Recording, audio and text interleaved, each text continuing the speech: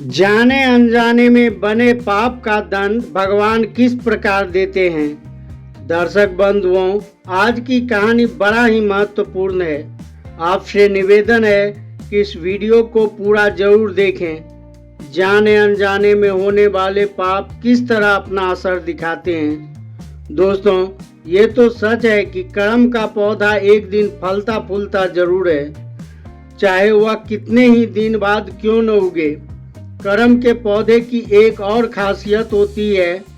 जिस दिन जमीन में एक बीज बोते हैं और वही बीज समय के अनुसार वृक्ष का रूप लेकर बड़ा होता है तो कई गुना फल देता है।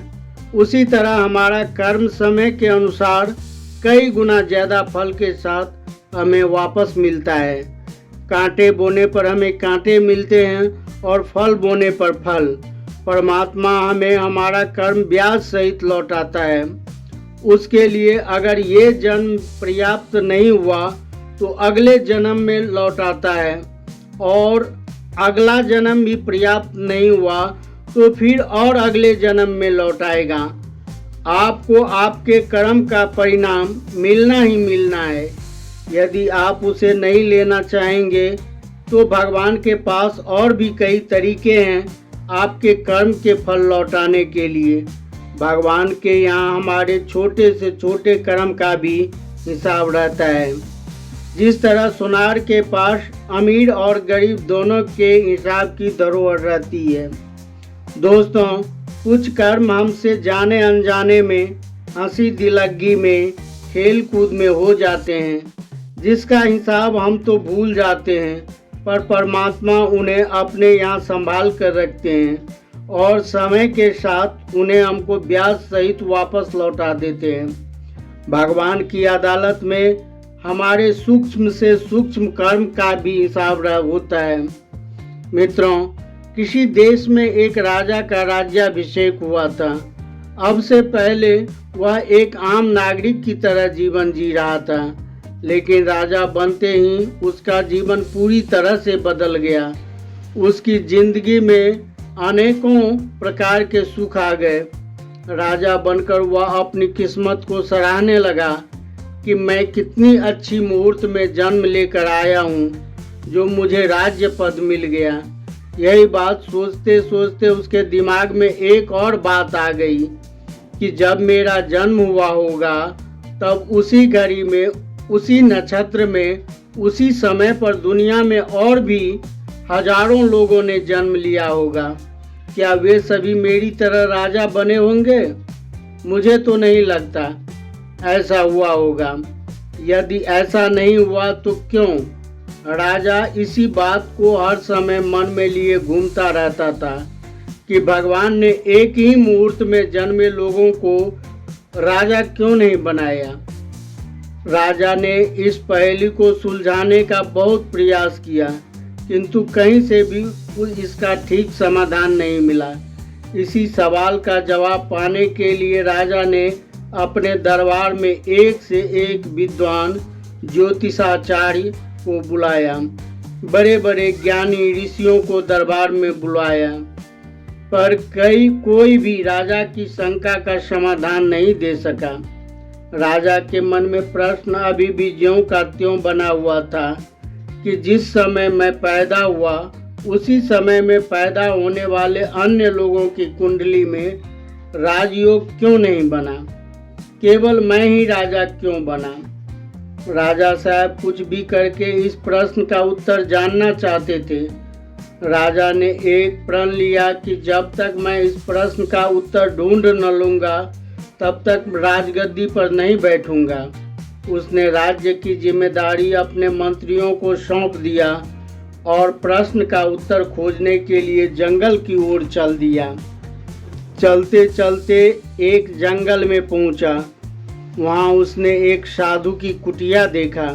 कुटिया के बाहर वह बैठा एक साधु को आग के अंगारे खाते हुए देखा। पहले तो राजा उसे देखकर बड़ा हैरान हुआ कि यह साधु अंगारे क्यों खा रहा है। फिर उसने हिम्मत करके साधु को प्रणाम करते हुए पूछा, हे साधु महाराज, मैं आपके पास एक प्रश्न का उत्तर जानने के लिए आया हूँ। मेरा प्रश्न यह है कि मैं जिस घड़ी जिस नक्षत्र में पैदा हुआ, उसी घड़ी नक्षत्र में पैदा होने वाले और भी सारे लोग हैं, परंतु मैं राजा बना और वे सब राजा क्यों नहीं बने? राजा के प्रश्न सुनकर साधु ने कहा, राजा साहब, आपके इस प्रश्न का उत्तर मैं नहीं दे सकता। यहाँ से जब आप आगे जाएंगे तो आपको एक और साधु मिलेगा, वह तुम्हारे प्रश्न का उत्तर दे देगा। यह सुनकर राजा आगे की ओर चल दिया। चलते चलते राजा जंगल में और आगे पहुंचा तो वहां पर एक और साधु की कुटिया देखा। कुटिया के बाहर बैठा एक साधु कुछ अजीब हरकतें कर रहा था। यह देखकर राजा ने आश्चर्य से भर गया। दरअसल वह साधु अपने ही शरीर का मांस नोच नोच कर खा रहा था। साधु की यह हरकत देखकर राजा डर गया। फिर भी उसने हिम्मत करके साधु से पूछ ही लिया, महात्मन, आप ऐसा क्यों कर रहे हैं? साधु ने कहा, हे मुसाफिर, मुझे मेरे हाल पर छोड़ दो। यदि तुम्हारा मुझसे कोई काम है तो बताओ।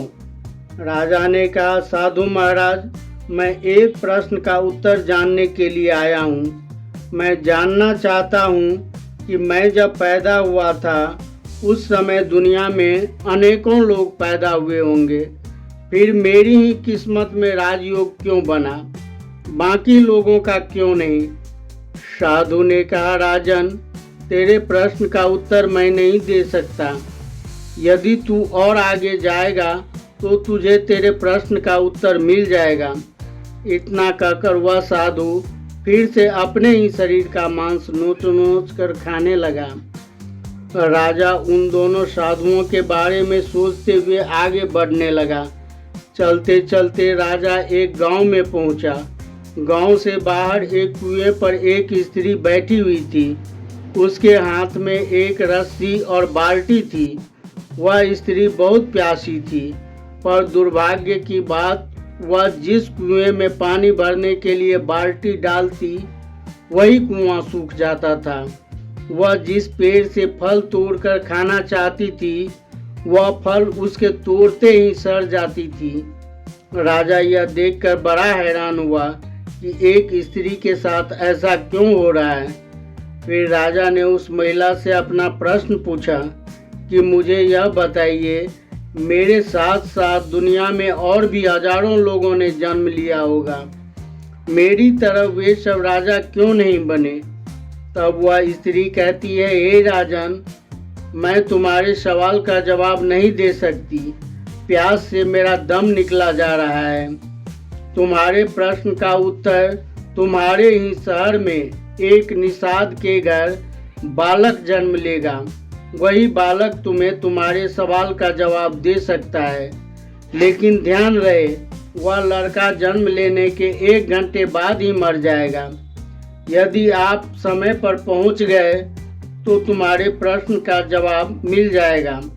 दर्शक बंधु, उस स्त्री ने राजा को उस निषाद का नाम और पता सब बता दिया। राजा तत्काल घोड़े पर बैठकर अपने नगर को लौट आया। सिपाहियों को भेजकर राजा ने पता करवाया तो पता चला उस औरत ने जिस निषाद का नाम पता बताया था, उसके घर वास्तव में एक बालक जन्म लेने वाला था। राजा को जानकर कुछ संतुष्टि हुई कि अब उसे उसके सवाल का जवाब मिल ही जाएगा। दोस्तों, उधर उस बालक का जन्म होता है। उसी क्षण राजा उस बालक से मिलने पहुंच जाता है। राजा ने तुरंत उस बालक को गोद में लिया तो राजा की गोद में पहुंचते ही वह बालक बोलने लगा। वह बालक बोलता है, हे राजन, तुम अपने प्रश्न का उत्तर जानना चाहते हो तो ध्यान से सुनो। पूर्व जन्म की बात है। पूर्व जन्म में मैं, आप और वे दोनों साधु और वह स्त्री जिसने मेरा पता बताया था, हम पांचों एक ही परिवार के सदस्य थे। एक दिन हम पर बहुत बड़ी गरीबी आ गई। भोजन के भी लाले पड़ गए। तब आप कहीं से कुछ व्यवस्था करके लाए। माँ ने भोजन पकाकर पांचों को परोस दिया। हम पांचों भोजन करने को बैठे ही थे कि अचानक कहीं से कई दिनों का भूखा एक भिखारी आ गया। वह गिड़गिड़ाता हुआ भोजन मांगने लगा। वह भिखारी सबसे पहले आपके बड़े बेटे से बोला कि आप यह भोजन मुझे दे दो, भूख से मेरे प्राण चले जाएंगे। आप तो हिष्ट पुष्ट हो, भूख का दुख सह लोगे।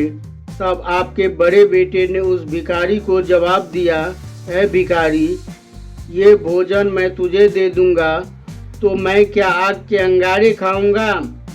वही तुम्हारा बड़ा बेटा था जो जंगल में साधु आग के अंगारे खा रहा था। परमात्मा ने उसे ऐसा ही दंड दिया है कि उसे अन्न खाने को ही नहीं मिला। अंगारे खाकर ही वह अपने कर्म का दंड भोग रहा है। तुम्हारे दूसरे बेटे से जब भिखारी ने भोजन मांगा तो उसने भी भिखारी को ऐंठ कर जवाब दिया, ऐ भिखारी, यदि अपना भोजन तुझे दे दूंगा तो मैं क्या अपना मांस खाऊंगा? परमात्मा ने आज उसे मांस खाने को ही छोड़ दिया। जो दूसरा साधु था वह पूर्व जन्म का आपका दूसरा बेटा था। इसी तरह उस स्त्री से भिखारी ने भोजन मांगा तो उसने भी मना करते हुए कहा, ये भोजन मैं आपको दे दूंगी तो मैं क्या भूखी प्यासी मरूंगी? इसलिए वह स्त्री आज भूखी प्यासी मर रही है। आपका तीसरा बेटा मैं था। जब भिखारी ने मुझसे भोजन मांगा तो मैंने उसे जवाब दिया कि ऐ भिखारी, ये भोजन मैं तुझे दे दूं तो मैं क्या मरने के लिए पैदा हुआ हूँ? उसी पाप के कारण आज मैं हर बार जन्म लेने के कुछ समय बाद ही मर जाता हूँ। अब तक न जाने मैं कितने जन्म लेकर मर चुका हूँ। जब उस भिखारी ने आपसे भोजन मांगा तो आपने अपने आगे का भोजन स्वयं न खाकर उस भिखारी को दे दिया। भिखारी आपको आशीष देकर चला गया। उसी पुण्य के प्रताप से आज आप राजा बने हैं और हम सब अपने कर्म का दंड भोग रहे हैं। राजन, दुनिया में जिसको जो कुछ मिलता है वह उसके पूर्व जन्म के कर्म फल होते हैं, और जो वह खोता है, कष्ट भोगता है, वह उसके बुरे कर्मों का परिणाम होता है। जाने अनजाने में हमारे द्वारा बना हुआ अकर्म भविष्य में या अगले जन्म में अपना फल या कुफल जरूर दिखाता है। इसलिए मित्रों, हमें इस प्रकार चलना चाहिए कि अनजाने में भी कोई पाप न बन सके। पाप चाहे जानकर हो या अनजाने में, उसका परिणाम तो भोगना ही पड़ेगा। ऐसा नहीं है कि आपसे अनजाने में पाप बन गया तो उसका दंड आपको नहीं मिलेगा। दंड तो आपको मिलेगा ही मिलेगा। बुरा बुरा होता है, जानकर करो या अनजाने में। दोस्तों, राजा को अपने सवाल का जवाब मिल गया था। दर्शक बंधु, मैं उम्मीद करता हूँ कि यह वीडियो आपको ज़रूर पसंद आया होगा। तो चलिए अपना कीमती राय कमेंट में दीजिए। साथ ही वीडियो को लाइक, सब्सक्राइब तथा शेयर अवश्य कीजिए। मिलते हैं अगले वीडियो में एक नई ज्ञान चर्चा के साथ। वीडियो के अंत तक बने रहने के लिए धन्यवाद। जय हिंद, जय भारत।